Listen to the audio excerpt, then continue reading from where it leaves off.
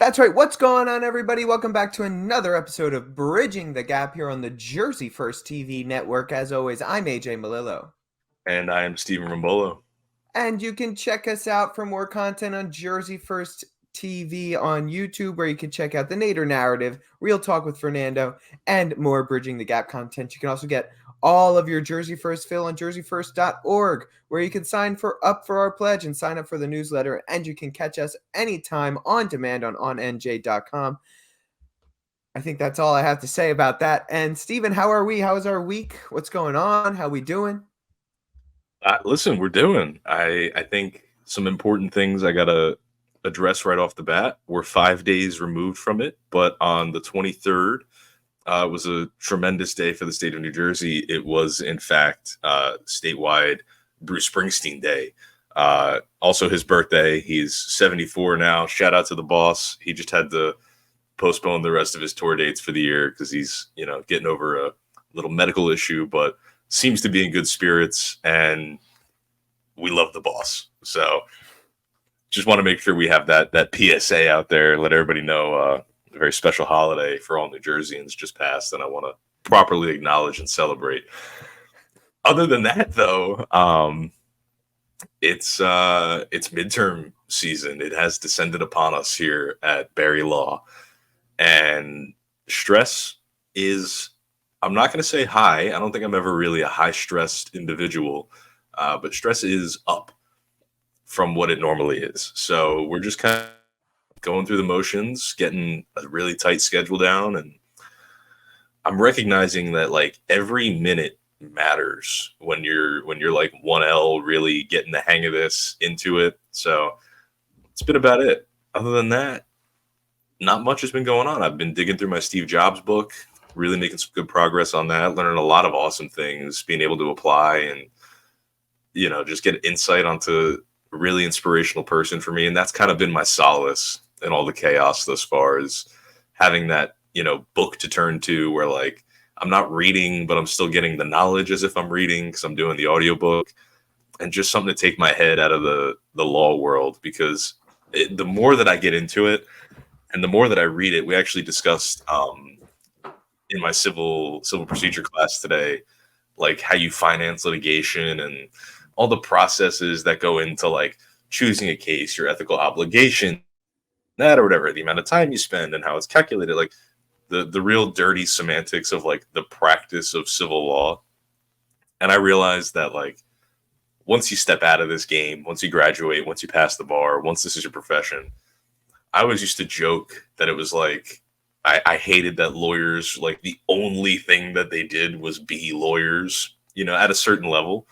But I'm totally starting to understand how much this like encompasses every aspect of your life and everything that you do. And just having something to take my mind out of the law, don't think about it. I don't want to think about morals or ethics or procedure or any of those things. I want to think about young Steve Jobs starting a $1 trillion company in his parents' garage. Like that's been my solace. So that's about it.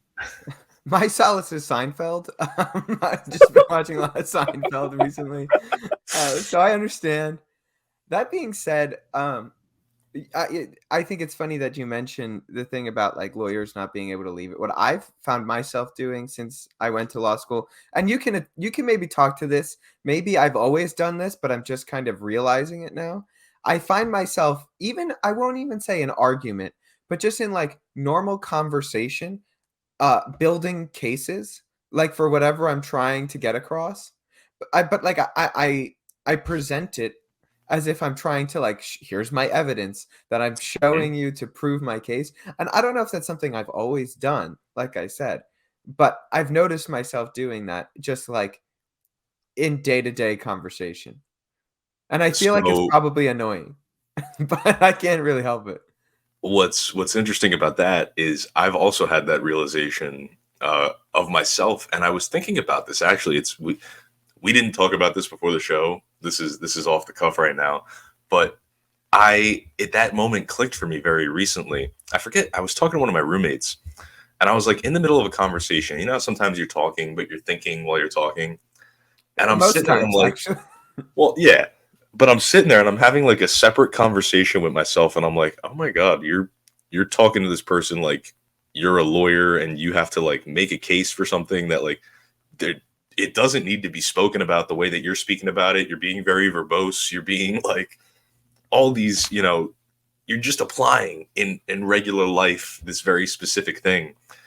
And I reflected on it, and I think that is one of the things that truthfully makes our professional partnership and our friendship really remarkable. Is that's kind of just always how we've been, and I see the level of education that we're at and the skills that we're acquiring as like just kind of leveling up that inherent skill that we possess for whatever reason it might be. I've taken to the fact that I think it means we're exactly where we're supposed to be, studying the right thing, applying, our particular, you know, God-given skill sets to an area where they're very useful. That's my take on it. That's fair. No, I agree with you. I'm just saying that like I just find myself doing it and then I have to be like, AJ, stop. Like you're just being Yeah, annoying at this point. It's not on purpose though. I promise it's not on purpose. Um, it's all right. yeah, there was something else that I wanted to say that I realized over the past couple of days. But I've lost it now. Um, Oh, you know what it was? It's not something that I realized, but something maybe a funny story. Um, I had a cold call in my evidence class. So if you're not familiar with what a cold call is, it's a term that's like all throughout school, but it's like particularly used in law school a lot. It's this idea of like you don't know necessarily when you are going to get asked a question. Some professors do it randomly, some professors do it alphabetically, so you have a better idea. But basically, it's like you could be asked any question, even if you're not prepared or you didn't raise your hand. They basically just pick you and they ask you anything.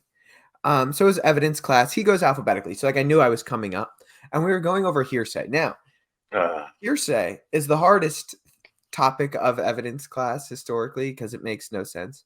Um, but like it makes sense, but then there's a bunch of exceptions and other rules that go along with it.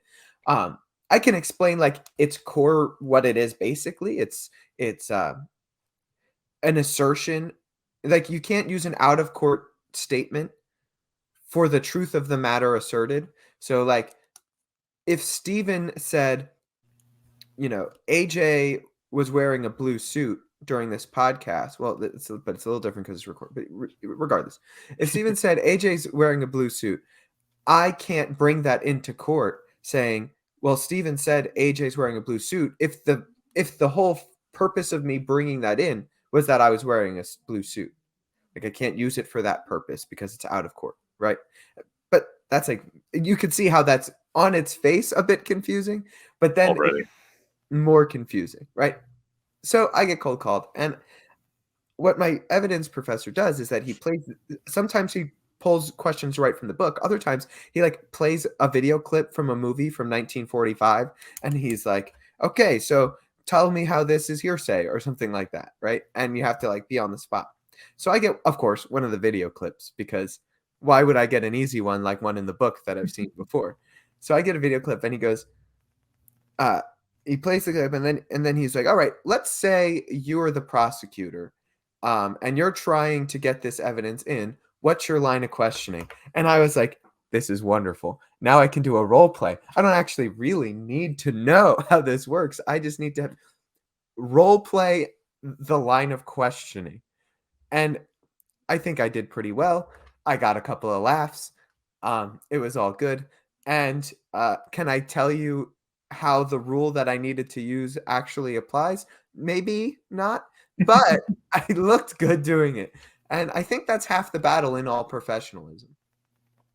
Absolutely. Oh my god, absolutely. I couldn't agree more. And I want to add a brief note on the cold call. It's one of those things that like before law school, I was so nervous about. I was like, oh, I don't want to get cold called. I don't want to get cold called. We are officially midterms, halfway through the semester. I'm going to knock on wood here. Have not been cold called in any of my classes yet. However, every day I've been prepared. And that is ultimately, I think, the point of cold calling. So it worked on me. I didn't need to get cold called on to have it work, but it's very Well, daunting possibility. I'd say this. My first semester, there wasn't a lot of cold calling. I don't think any of my professors really did cold calling. My second semester, they did. Yeah, we get it. We get cold called in every class that isn't civil procedure. Fair. So we got So quite a few. you'll get there. Yeah, I'm excited. It's something that I actually look forward to. I want my first cold call. Yeah, no, cold calls are fun if you're prepared. And Yeah. it's not that the other thing is you could be prepared, but for something like hearsay, it's like that's something you have to learn as you do it, and Mhm. it takes a long time to learn.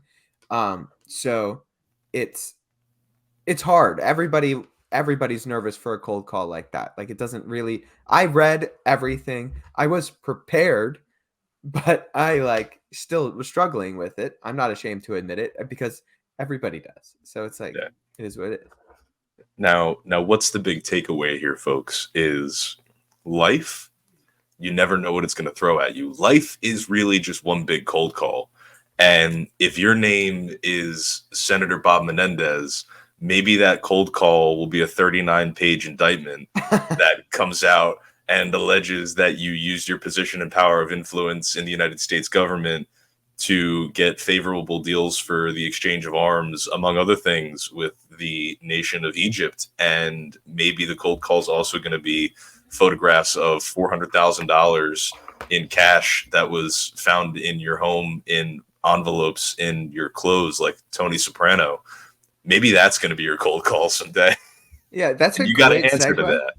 But I don't think that's a cold call because there's no way that he didn't expect to be caught, right?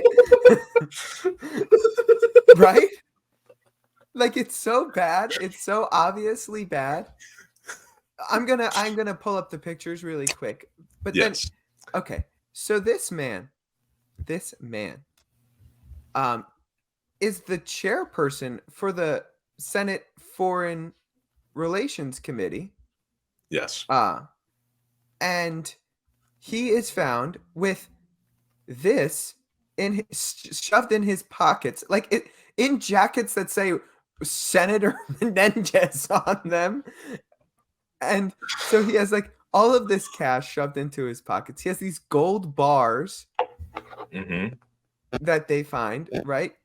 And this Mercedes that is not paid for by him. So all of this is found, right, by the DOJ. And what's amazing is he's like, "Oh no, that's just my personal savings. That's just my Yeah. personal savings. Why do you have that Well, much cash?" Senator and Menendez. so to your point on this, and this is something that really bothered me about his assertion. So when he came out and he spoke for the first time about these, now to be lawyerly, these are just allegations at this point. Um, when he first addressed these allegations, he gave that excuse that this is his personal savings. And then he said the reason that these personal savings are of his are in such large amounts and in cash is because of his family's history of and their experiences in Cuba, where the government, would take money and you needed to have it on hand in case the government, like he crafted it. It seemed like a dog whistle for me, truthfully, and he was pinning it on something that was absolutely irrelevant to the circumstances and just seemed like a very politically opportune time to remind you that his family is, refugees from a hostile nation and America gave him a place of opportunity and he's ascended and this and that or whatever. It was a great political move, but what a BS defense to having $480,000 in cash stuffed in your jacket pockets in envelopes. And gold bars It was and ridiculously disrespectful. $70,000 in cash in his wife's safe deposit box and a car in their possession that isn't paid for by them, right? No, and you're right. It pissed me off too, Stephen, because he was like, the only reason they're coming after me is they can't understand a Latin American immigrant that's successful. It's like screw you, Hmm. screw you so much because that is it this like trope that America is this xenophobic place really bothers me because every single successful, like hyper successful immigrant to this country is not only respected but brought to the forefront as like the exemplar of the American dream. It is the whole idea of the country. Okay? So get out of here with this garbage that America is this xenophobic place that doesn't want immigrants to succeed. Please, please just go away with it. It is so off base. It is so disrespectful to not only the people, not only the US citizens, but this is a US senator. Okay. It's disrespectful to the people that you are representing as the senator from New Jersey to pretend like the only reason they're going after you isn't because of all of your past, issues, transgressions, Mhm. but also what you're currently being investigated for that now your own party has turned on you. Your own junior senator from New Jersey has called on you to resign. Andy Kim, a member of your own party currently in Congress, has said since he's not resigning, I'm running against him in a primary. Okay? No. It's a load of baloney, all right? And I think it's infuriating, like you said, Stephen. It is absolutely infuriating. So I have a few things. I've been actually waiting all week to talk about this on this particular platform because I have not shied away, nor have you, from making it very well known that I think Senator Menendez, for a very long time, has been, continues to be, and will continue to be a crook, a crony. This, again, important to remind all the listeners, this is not the first time that he has had such an allegation of abuse of office and violation of public trust brought against him. This is the third. So this just applying the rules of baseball, 3 strikes and you're out, Menendez. Just excuse me, my light just fell. Um, 3 strikes and you're out, Bob. Like I don't know what to tell you. On the note about this notion that America is xenophobic, right?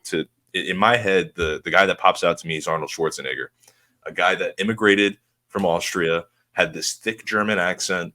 It comes from essentially Germany, the years following World War II, and what does he do? What does this country do? Embraces him. He becomes, at the time, the highest paid actor in Hollywood. He is the face of American cinema and film and art and culture. He's a governor of a state. I think if he was allowed to, he'd run to be the president. He's the first guy to tell you that America gave him an opportunity. And he does not do what Senator Menendez does and claims that his circumstances are the reason for his bad behavior. I think it's a ridiculous notion that Menendez put up, and not to beat a dead horse, but just an absolute abuse of a story that is so real for so many people, and to pawn it off as an excuse for your, malpractice, bribery, crookedness, whatever you want to call it, is just sickening. Cory Booker, worth mentioning. I think he, in his statement about it, said some really incredible things, and I just want to note it. Probably it's like 2 or 3 sentences. I just want to read directly from his statement because I think it really encapsulates the view, not only of myself, but I think he speaks very well for the people of New Jersey when he says, quote, "Stepping down is not an admission of guilt, but an acknowledgement that holding public office demands tremendous sacrifices at great personal cost. Senator Menendez has made these sacrifices in the past to serve, and in this case, he must do so again. I believe stepping down is best for those Senator Menendez has spent his life serving." I think that's a really great call to, and Cory Booker frames it the right way, where he says, "Listen, we're not saying that you're guilty, but clearly you violated the trust of the people. And if you want to continue to serve them, the best way to serve is to no longer serve." And I could not have said it any more eloquently or better than Senator Booker did. And I really applaud him for having the stones to, like you said, as a junior senator, call on your senior senator to step down. And I think Andy Kim took a very opportune moment to make his candidacy for the Senate. I think he's a really great candidate, absent of this, debacle. I also think that there's some other great representatives in the state who could do a wonderful job representing the state in the Senate. But I think Andy Kim presents, another major point that you alluded to, which is the Democratic Party as a whole has functionally turned on Bob Menendez. There's been a slew of Democrats that have come out. I know Governor Phil Murphy has called on him to resign. There's been tons of representatives, senators from across the country.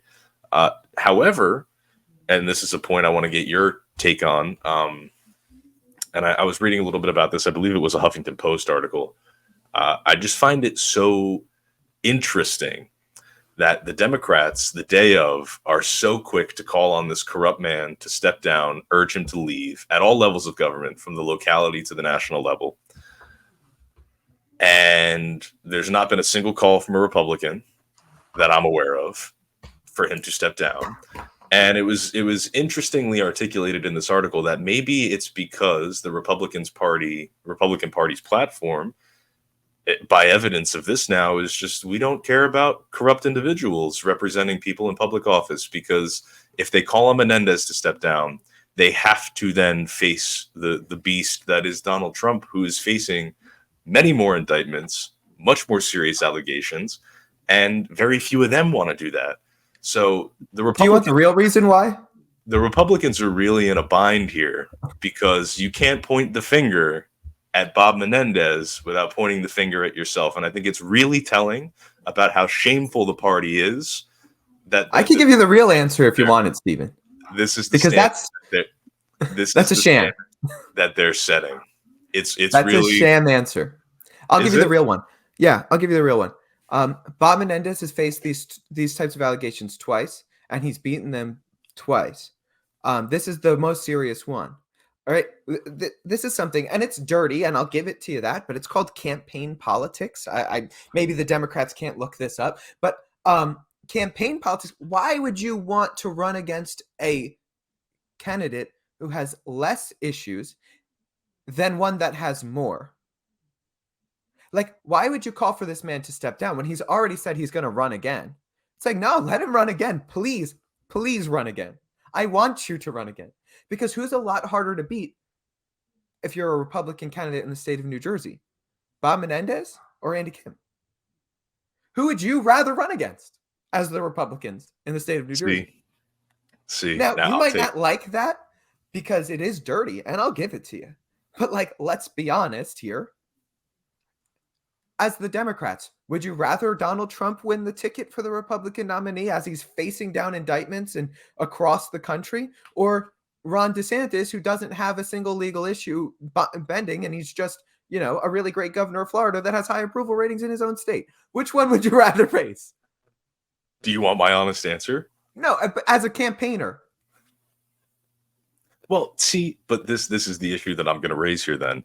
I think it's incredibly telling, again, about the heart of the Republican Party, that there's more attention and effort put into campaign politics and winning an election, as opposed to nominating candidates and putting up candidates for these elections that are truly representative of the morals and values which we as a nation, as a party, however you want to break it down, seek to have preserved and upheld in the highest levels of public office. So it is dirty. And I think that in and of itself, by the virtue of the fact that it is dirty, is not a good excuse for these people to not call on him to step down. We are really in such a twisted place where there are people on both sides of the aisle now running for positions that are, at this point, accused serious criminals.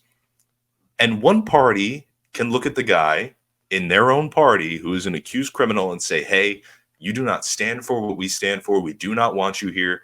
You need to get out. I applaud the Democrats. I applaud the Democrats for taking that stance. For the first time ever.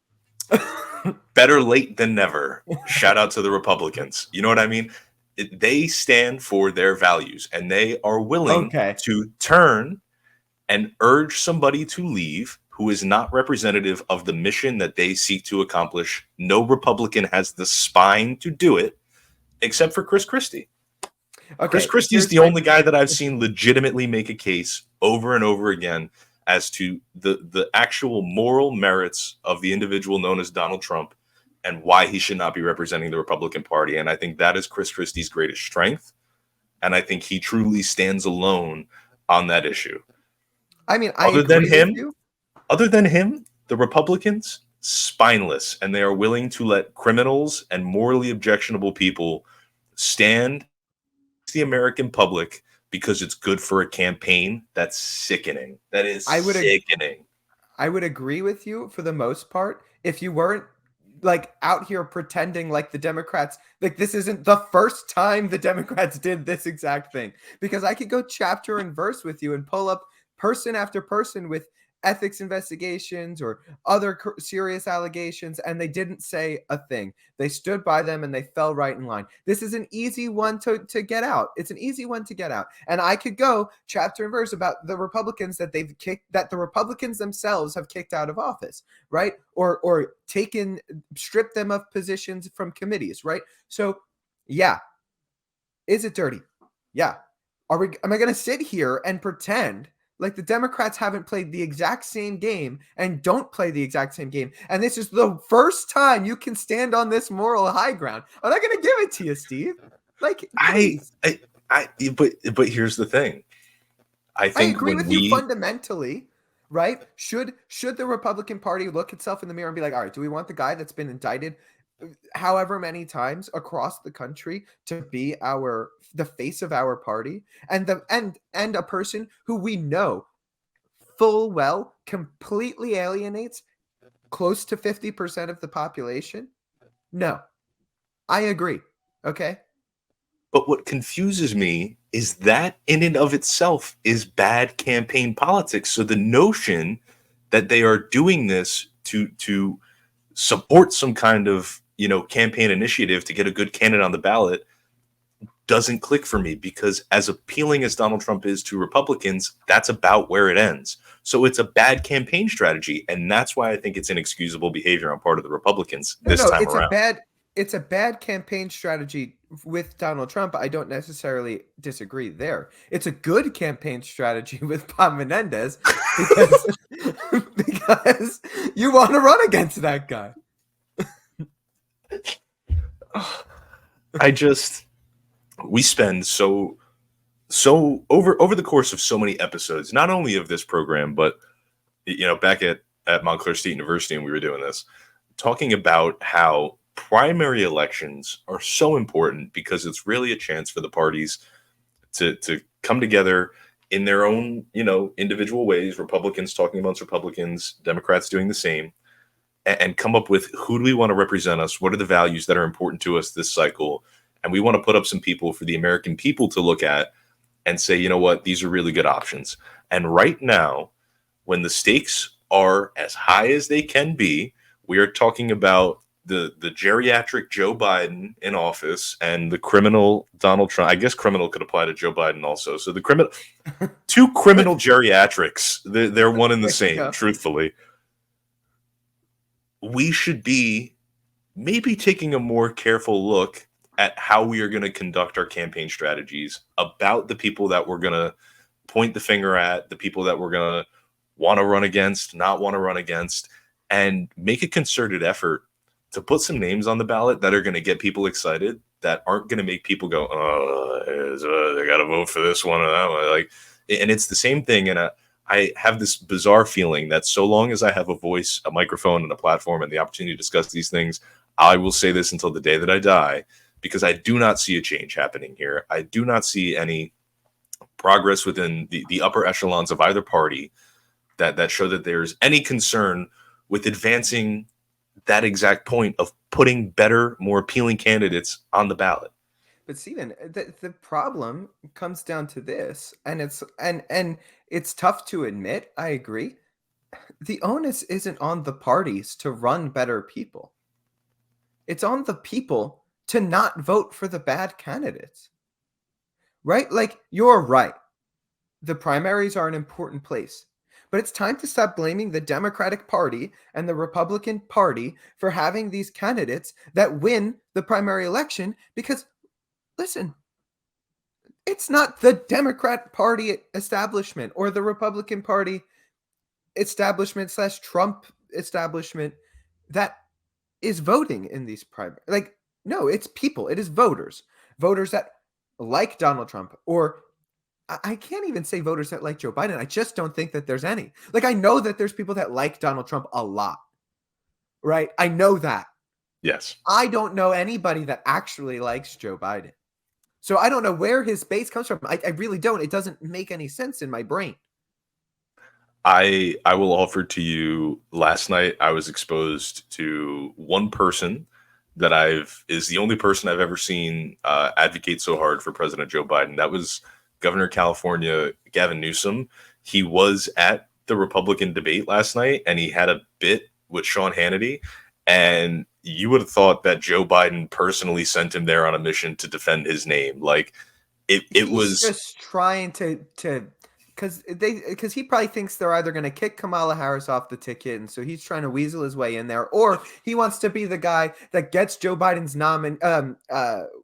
what's the word I'm looking for? Joe Biden's endorsement when Joe Mhm. Biden ultimately has some sort of health scare. Hopefully he doesn't, but and can't run. It that was just about the only person I've ever seen advocate so hard for Joe Biden, to your point. But I agree with you.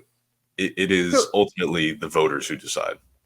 right, it's on the people, right? So whether we like it or not, it's time to stop blaming because let's be honest here, Steve. There are people running in this race that aren't named Joe Biden and Donald Trump, right? That Yes. if the voters really didn't want Joe Biden or Donald Trump, they could have their say. And look, Yes. the Democratic Party is more actively making it difficult for challengers of Joe Biden, right? They are doing some. You want to talk about dirty campaign politics? Look at what they're doing to RFK and Marianne Williamson in getting on these primary ballots at all, Yeah. Yes. I agree and with you that's there. to their own party. Yes. I completely agree with you there. I think the only rebuttal that I would offer is, as much as it is up to the people to vote for, candidates that are representative of the values that we want to see.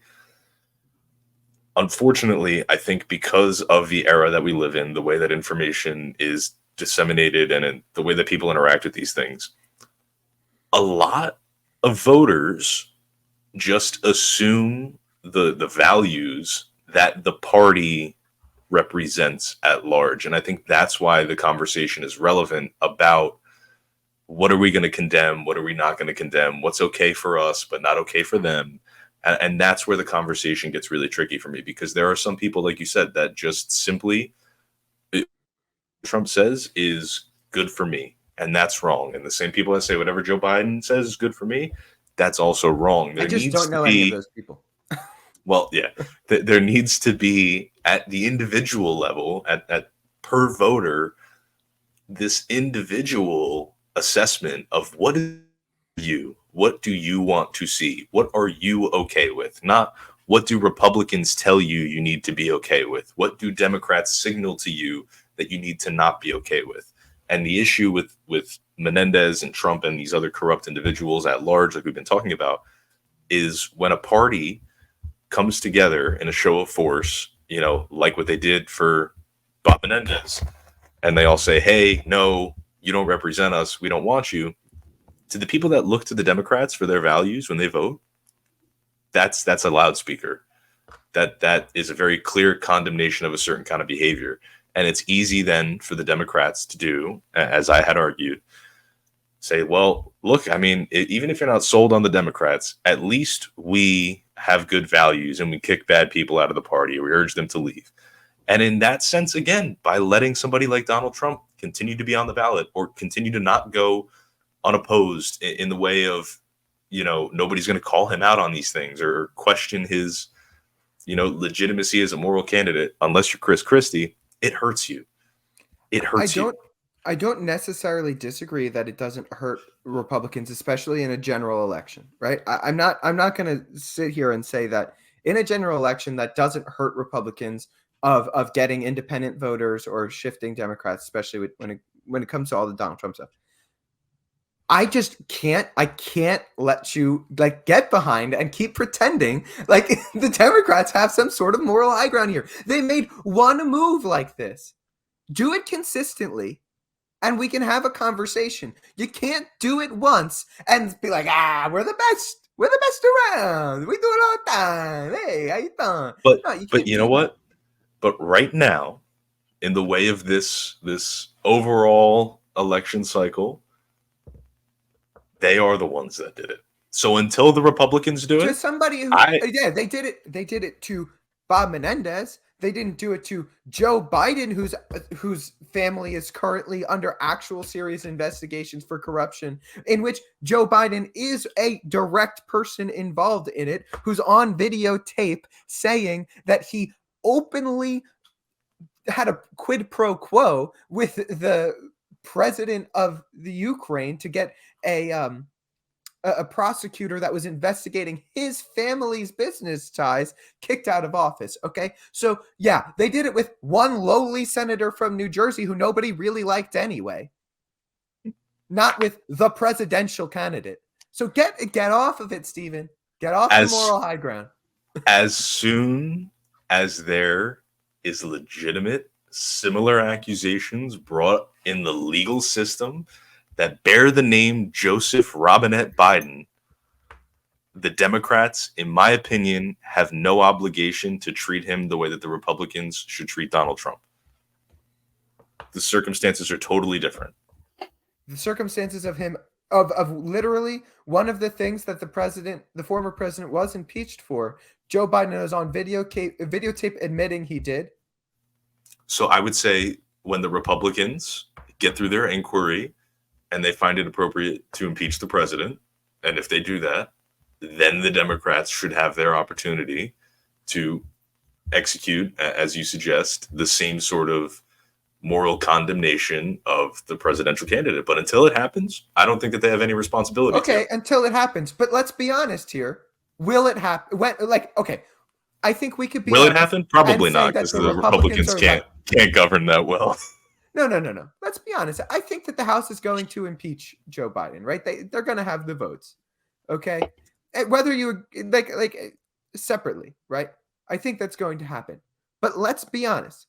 Once those impeachment papers are filed officially, right, and the House goes Mhm. through with the impeachment, and it's for the exact thing that the Democrats impeached Donald Trump for, if anything, even more egregious.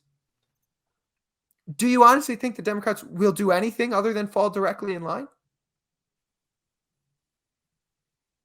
My gut says no, but I hope that I can be surprised. Okay, if they do, like if it's a significant portion, I'm not talking just like Joe Manchin. I'm saying if Mhm. if the Democrat Party does that, I will allow you the largest of moral high grounds. I will not be trying to kick your soapbox out from under you. I will let you go and shout to the rooftops.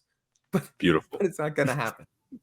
Well, I mean, listen, I at least had it for about a half an hour today, and Democrats, you're welcome. I stood up. I did it for us. So we'll I see. just We'll see. I think it's a very interesting situation, an interesting dichotomy. As we said, there's so many things that pull into it. It's electoral politics. It's violations of public trust. It's holding members of your own party accountable. It's holding members of the other party accountable. It's the voters. It's the United States government. And guess what? It all comes from that corrupt, dirty, no good, lying, cheating, stealing senator from New Jersey, Robert Menendez. Get him out of there. look, I have to say, fundamentally, I completely agree with the proposition of when something like this happens, you get that person out of office, you condemn that person, whether they're in your party or not. Okay. We're all on the same page with that. If I had my, if AJ ran the Republican Party and or the Democratic Party, we wouldn't be having these types of issues, right? Okay. But I'm also a bit of a realist and I live in the real world, okay? That's not the real world. And campaigning and elections have been dirty from Literally day one, right? Literally day one. John Adams v. Thomas Jefferson. Look up some of the things they said about each other, right? And these are two of the men that were lauded as like super of high moral character. They're calling people hermaphrodites and dead and Yeah. craziness, okay? Like 1824, 1828. Look up what's going on with Andrew Jackson and John Quincy Adams. Same deal. Craziness. It's been going on forever. If you don't like that about campaign politics, don't pay attention to campaign politics because you're not going to like it very much. I just wanted to make a technical point. Isn't it really day two? Because day one would have been Washington and his Well, election. Washington didn't. He didn't really even campaign. He didn't have to. Yeah, but that's what I mean. Yeah, so that like first one was kind of like easy. Day two, when other people wanted the job, then it got really so. like It's day one of campaign politics, right? Okay, there we go. I Not think of before the political system. before we end, I do just want to make the call to what I thought was maybe the best moment of the debate last night. So last night, we're recording this on September 28th, Thursday. On the 27th was the second Republican debate, and New Jersey's own Chris Christie was in, I want to say in rare form, but it's not even rare for him because he is like on the ball when he's on that stage. And he made a quip about a new nickname for Donald Trump that has taken the internet by storm. And I think it would be tremendous for our viewers if we play it quickly. I think it's a short clip, but it got a lot of laughs and was the source of, like I said, some really funny memes and stuff. Here we go. And I want to look at that camera right now and tell you, Donald, I know you're watching. You can't help yourself. I know you're watching, okay? And you're not here tonight, not because of polls and not because of your indictments. You're not here tonight because you're afraid of being on the stage and defending your record. You're ducking these things. And let me tell you what's going to happen. You keep doing that, no one up here is going to call you Donald Trump anymore. We're going to call you Donald Duck. All right. And the all right by the debate moderator kills me. What? All right, Chris, pipe down over there. What kills me is you can see him at the very, very end break just a little bit because he was waiting. And this is why it's so funny for me, because in 2016 he had the great line at Marco Rubio that all these guys do is hit you with the one-shot drive-by line that they practice in the mirror 100 times. Chris Christie, I'm going to look in this camera and I'm going to tell you, I know you practiced that line 100 times. And I know when you had that stage, you couldn't help but crack that little smile at the end because you knew it was going to land and you knew it was gold. But you know what? No, Steven, I don't think that it even landed. Like, it's a funny line. He could have said it so much better. That's the look right there. That is the look. So much better, though, because he, like, when he said nobody's going to call you Donald Trump anymore, they're going to call you Donald Duck, he should have just called him Donald Duck. Right? Like, he could have delivered it with much better oomph if he was like, Donald, we know you're ducking it, blah, blah, blah, blah, blah. And then he was like, and then he said something along the lines of like, so, we're coming after you, Donald Duck. Like, it would have worked better if he didn't say, we're all going to call you that. No, when you tell somebody to call somebody something, it doesn't work that way. Right. Yeah.